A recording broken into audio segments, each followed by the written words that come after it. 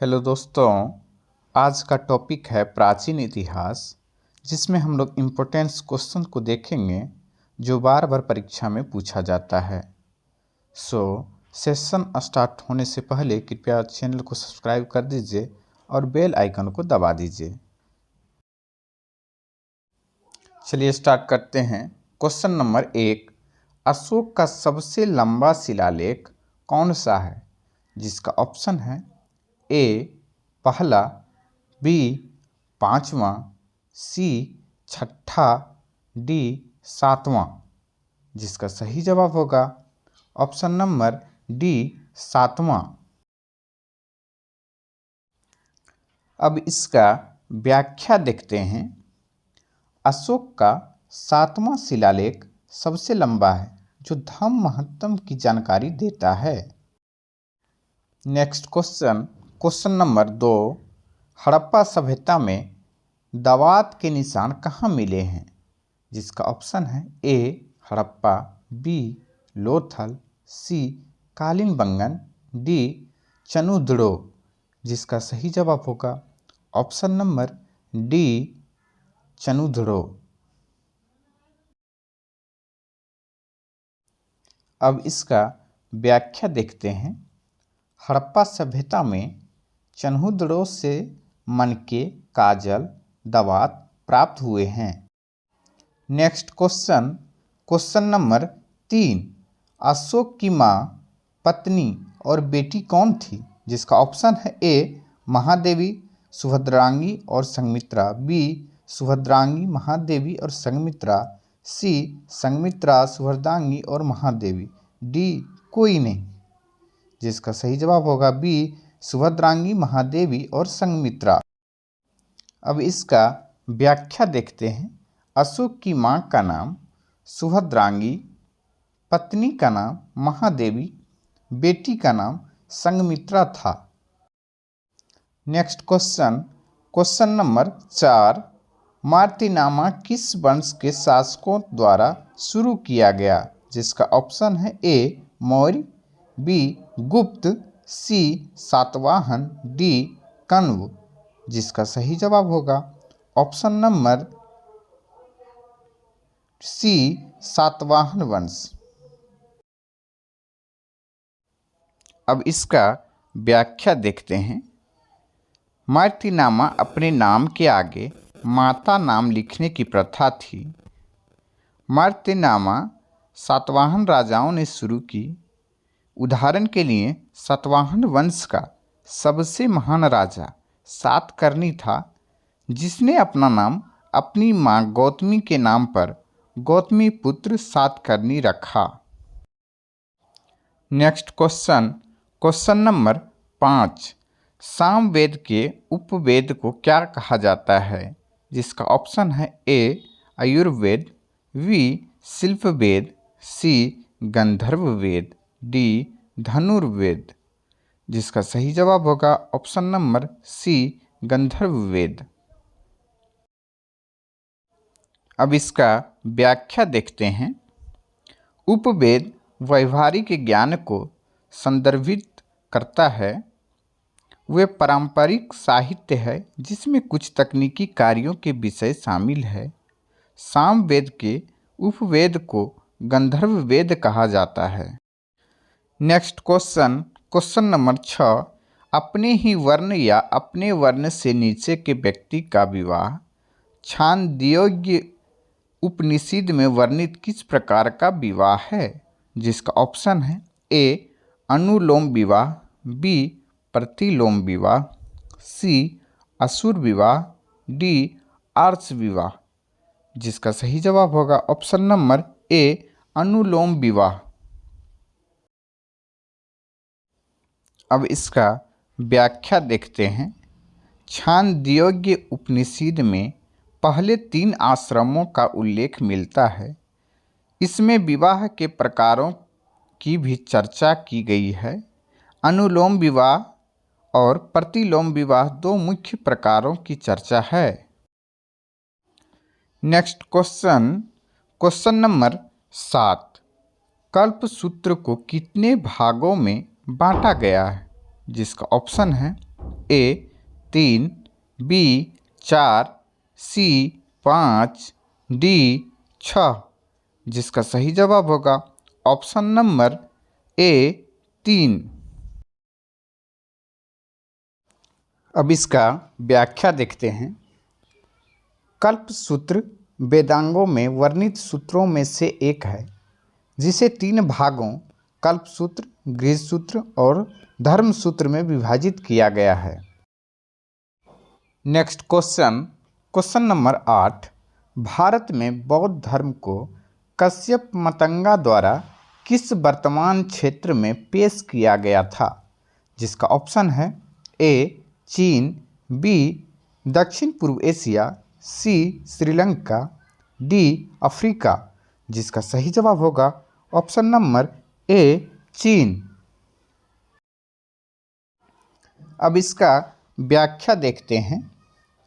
माना जाता है कि कश्यप मतंगा ने सबसे पहले चीन में बौद्ध धर्म का परिचय दिया था।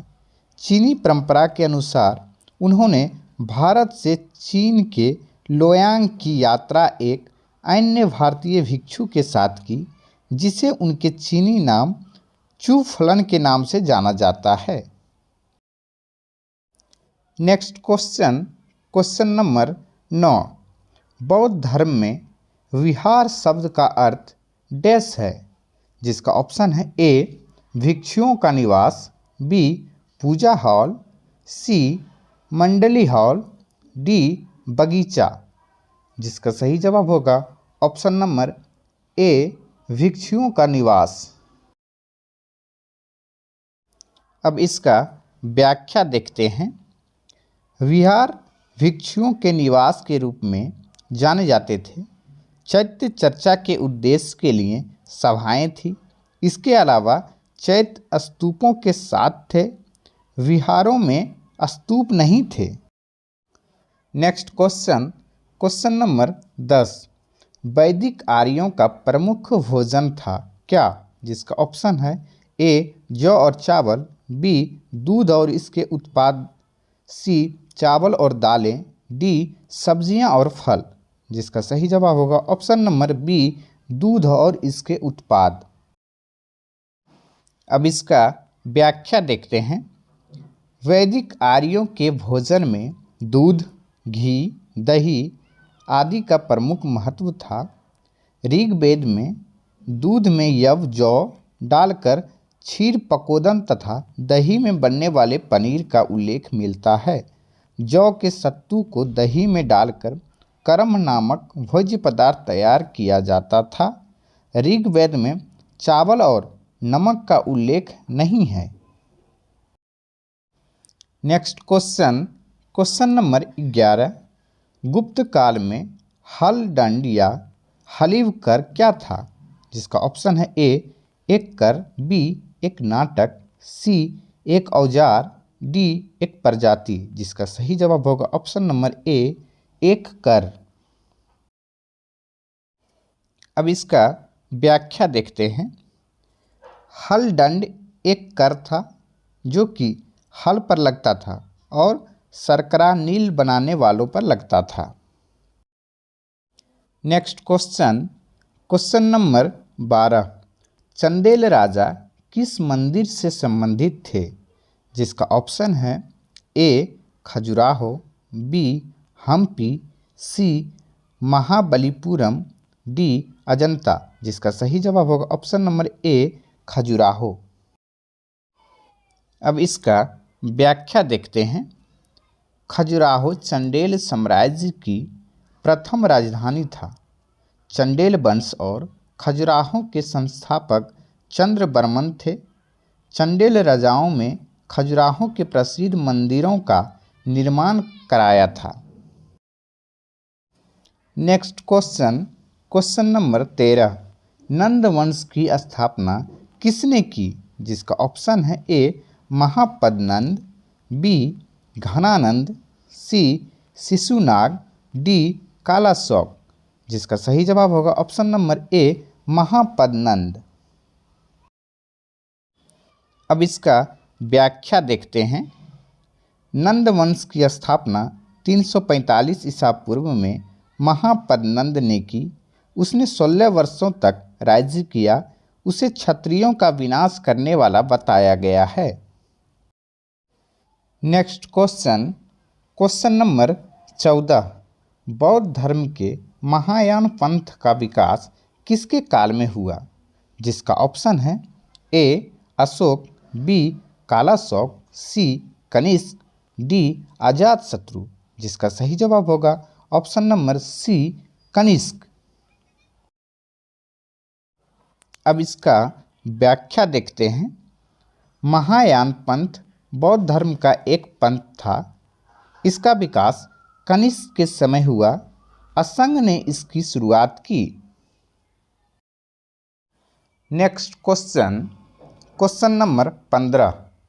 जोरबे संस्कृति एक ताम्रपाषाण संस्कृति की खोज सबसे पहले भारत के निम्नलिखित में से किस राज्य में हुई थी?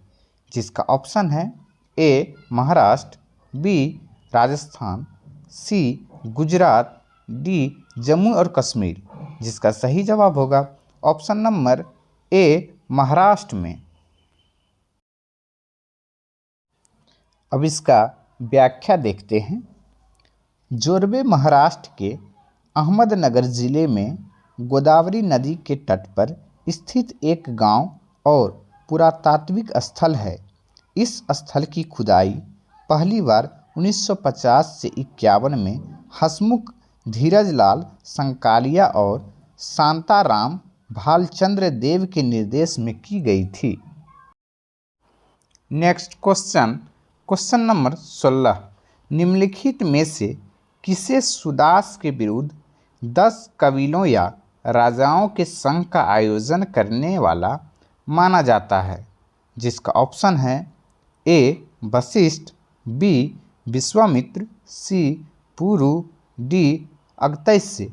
जिसका सही जवाब होगा ऑप्शन नंबर बी विश्वामित्र। अब इसका व्याख्या देखते हैं। 10 राजाओं की लड़ाई त्रितसु परिवार के एक भरत राजा सुदास और 10 प्रसिद्ध जनजातियों पुरु, यदु, तुवर्सा, अनु, द्रुहु, अलीना, पक्त, भालान, शिव और विष्णिन के संघ के बीच लड़ी गई थी। परुपस्नी नदी के तट पर खूनी और निर्णायक लड़ाई में भरत विजयी हुई। युद्ध के पीछे का कारण विश्वामित्र और वशिष्ठ के बीच प्रतिद्वंदिता है। Next question, question number 17। निम्नलिखित में से कौन पूर्ण भौतिकवाद का सबसे पहला ज्ञात शिक्षक है? जिसका ऑप्शन है ए मखली गोसाल, बी अजित केशाकम्बलीन, सी महावीर, डी दशरथ। जिसका सही जवाब होगा ऑप्शन नंबर बी अजित केशाकम्बलीन। अब इसका व्याख्या देखते हैं। अजित केशाकम्बलीन पूर्ण भौतिकवाद की सबसे पहली ज्ञात शिक्षक है। वह बुद्ध के समकालीन है। अजित ने बौद्ध धर्म ग्रंथों के अनुसार एक संप्रदाय के भिक्षुओं की स्थापना की। Next question, question number 18। 6ठी शताब्दी ईसा पूर्व में निम्नलिखित में से किन वस्तुओं का निर्यात किया गया था? जिसका ऑप्शन है ए जेड, बी सोना, सी मोती, डी चांदी। जिसका सही जवाब होगा ऑप्शन नंबर सी मोती। अब इसका व्याख्या देखते हैं। 6ठी सदी में म्यांमार, अफगानिस्तान, ईरान और मेसोपोटामिया जैसे विभिन्न देशों के साथ व्यापार फला फूला। आयात की प्रमुख वस्तुओं में सोना, लेपिस लाजुली, जेड, चांदी आदि शामिल थे और निर्यात की वस्तुओं में तैयार शिल्प, कपड़ा, चंदन और मोती शामिल थे।